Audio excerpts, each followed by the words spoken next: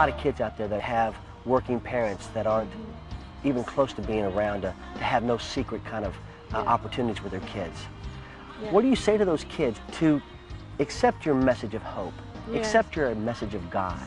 The first thing to me is make God your foundation, because so much is shaky out there today. Everything is just almost rumbling, it's so shaky. You know, the family is shaky, the school structure today is kind of shaky. Kids are shooting kids, you know. Who can you trust today? God. He's the only one. He's absolutely the only one that's not going to let you down. You know, and I've been hurt in my life from friends. I've been hurt from time to time with my family. You know, they're wonderful, but people are going to hurt you. God is the only one that's not going to let you down. He's the only one that's going to be that strong foundation that we need. And so I would just say, hey, look to him. You know, and the way that you practically do that, I'm into being practical. Yeah. Daily be in his instruction book for life. You know, God didn't leave us flailing and saying, help, you know, what do I do? He gave us an instruction book, the Bible, that is so practical and is where we're at. Pray, cry out to God, share with him the agony you're going through.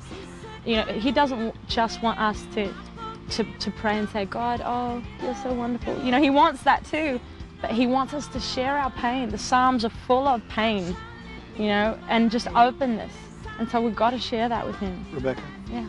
Some people have tried that. Yep. And it hasn't worked for them. And they come out of that and they say,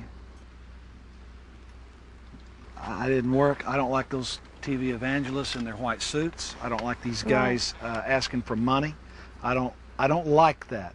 Yeah. There's something false about that to a lot of people. They don't dig it. Yes. A lot of people tried that. Yeah. It's hard to get their arms around God. Yeah. It's hard to know that their prayers are being answered. Yeah. What would you say to those guys that are just saying, you know? They're just jaded, they're Yeah. hard. Yeah. They look at you and say, you know, what a sweet girl.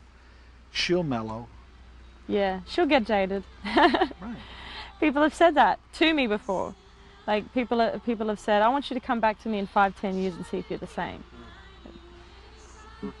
But I believe I will be. You know, I'm going to rise to that challenge.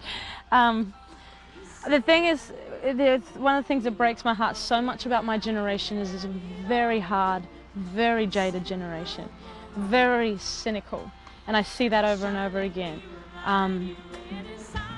And anytime I see a kid that's just soft and childlike, I'm like, that's why Jesus said, come to me as a child, because he wants us to be soft, he wants us to be pliable, he wants us to be open to him.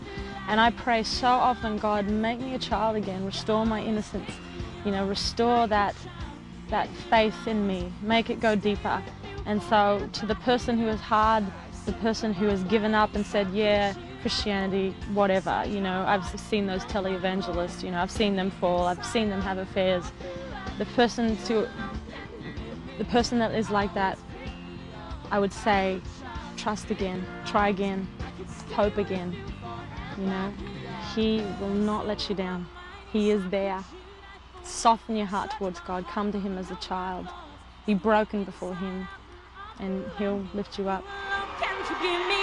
You always pick me up like a child in your arms. I could stay with you forever here.